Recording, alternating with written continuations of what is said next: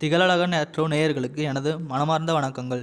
Video பதிவிற்கு முழுமையாக செல்வதற்கு முன்னால் கீழே இருக்கும் சிவப்பு கலர் சப்ஸ்கிரைப் பட்டனை அழுத்தி மறக்காமல் நமது திகழழகன் ஆஸ்ட்ரோ சேனலை சப்ஸ்கிரைப் செய்து கொள்ளுங்கள்.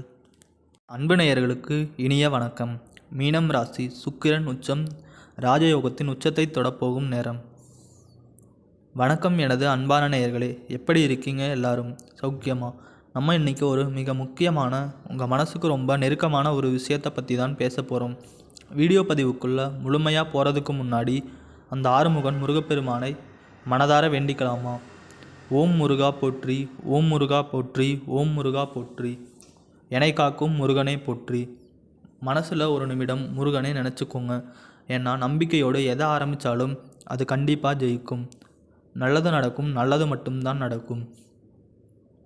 இன்றைக்கி நம்ம யாரை பற்றி பார்க்க போகிறோம் தெரியுமா? ராசி மண்டலத்திலேயே ரொம்ப தனித்துவமான நம்மளோட மீனம் ராசிக்காரர்களை பற்றி தான். மீனம் ராசி நேயர்களே, உங்கள் குணத்தை பற்றி நீங்கள் யோசித்தது உண்டா? மீனம் ராசி அன்பர்களே, உங்களை பற்றி முதல்ல சில விஷயங்களை சொல்லட்டுமா? நீங்கள் எப்போவுமே ரொம்ப துருதுருன்னு இருப்பீங்க. ஆனால் அதே சமயம் உங்களுக்குள்ள ஒரு சின்ன கோபக்காரரும் ஒளிஞ்சிட்டு இருப்பார் இல்லையா? நீங்கள் யாரையாவது பார்த்தா உடனே டக்குன்னு பேசிட மாட்டீங்க. இவங்க நல்லவங்களா கெட்டவங்களா அப்படின்னு ஒரு குட்டி ஆராய்ச்சி பண்ணிட்டு தான் பேச்சை ஆரம்பிப்பீங்க. உங்ககிட்ட இருக்கிற மிக அழகான விஷயம் என்ன தெரியுமா? உங்களுடைய அன்பு. தாயை போன்ற ஒரு பரந்த அன்பு உள்ளம் கொண்டவங்க நீங்கள்.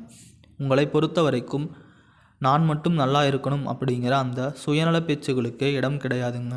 உங்களை சுற்றி இருக்கிற எல்லாரும் நல்லா இருக்கணும்னு நினைக்கிற அந்த பொதுநல குணமே உங்களை எப்பவும் தனித்து அடையாளம் காட்டும். இந்த வாரம் உங்கள் ராசியில் என்ன மேஜிக் நடக்க போகுது தெரியுமா?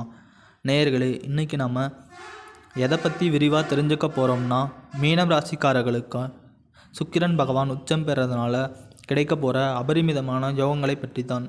குறிப்பாக சுக்கிரன் சனி பகவானுடன் இணைந்து உச்சம் பெற போகிறாரு. இதனால் உங்களுக்கு என்னென்ன ராஜயோகங்கள் கிடைக்க போகுது? பொருளாதார பலம் எப்படி இருக்க போகுது?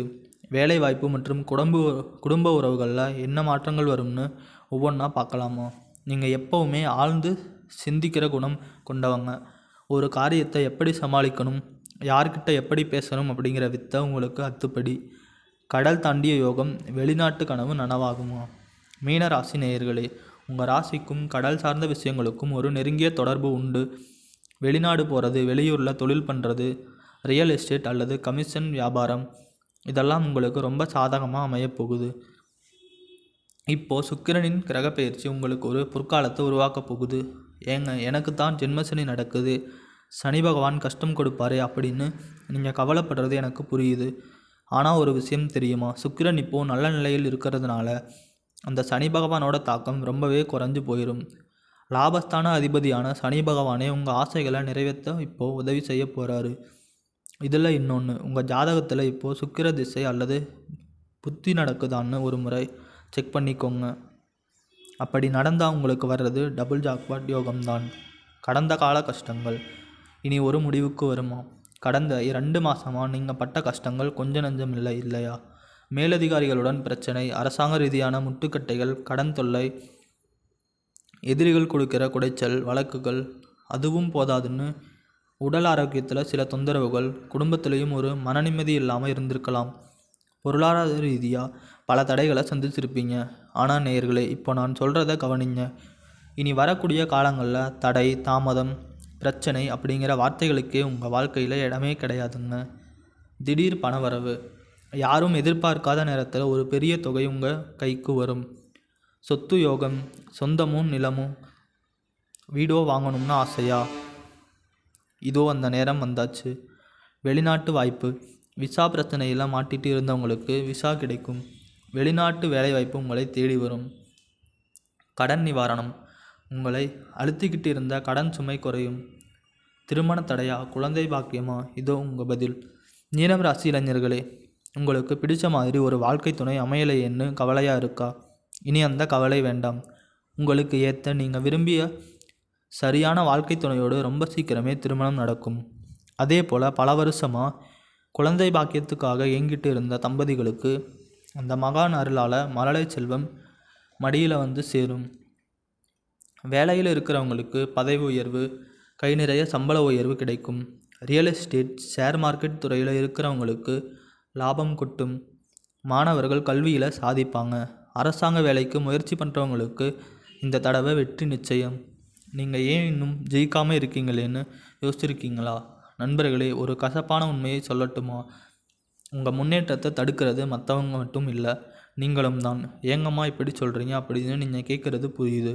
உங்ககிட்ட இருக்கிற அந்த அடுத்தவங்க என்ன நினைப்பாங்களோ அப்படிங்கிற பயம்தான் உங்களை முடக்கி போடுது. தயவு செஞ்சு இதை நிறுத்துங்க. முயற்சி பண்ணாதான் வெற்றி கிடைக்கும். அடுத்தவங்க நம்மளை பற்றி என்ன பேசுனா நமக்கு என்ன கவலை? நாம் எப்படி இருக்கிறோம் அப்படிங்கிறது தான் முக்கியம். உங்களை பற்றி பேசுகிறவங்க பேசிட்டு போகட்டும். நீங்கள் உங்கள் லட்சியத்தை நோக்கி ஓடுங்க. கிரகநிலை மாற்றம். உங்கள் ராசி கட்டம் என்ன சொல்லுது? நேயர்களே, இப்போ உங்கள் ராசி கட்டத்தை ஒரு நிமிஷம் கவனிப்போம். சுகஸ்தானத்தில் குரு பகவான், 6ஆம் இடத்தில் கேது, 11ஆம் இடத்தில் சூரியன், செவ்வாய், சுக்கிரன், 12ஆம் இடத்தில் புதன், சனி, ராகு. இந்த கிரகநிலை மாற்றத்தால் குடும்பத்தில் இதுநாள் வரை உங்களை புரிஞ்சுக்காதவங்க கூட இப்போ உங்கள் அன்பை புரிஞ்சுக்க போகிறாங்க. கடன் பாக்கிகள் வசூலாகும். உங்கள் உழைப்புக்கு ஏற்ற ஊதியம் கரெக்டாக கைக்கு வரும். கணவன் மனைவிக்குள்ளே இருந்த அந்த ஈகோ பிரச்சனை இனி காணல் நீர் போல மறைஞ்சு போகும். உங்கள் நட்சத்திரம் என்ன சொல்லுது? தனித்தனியாக பார்க்கலாமா? கும்பம் ராசியில் 3 நட்சத்திரங்கள் இருக்குது இல்லையா?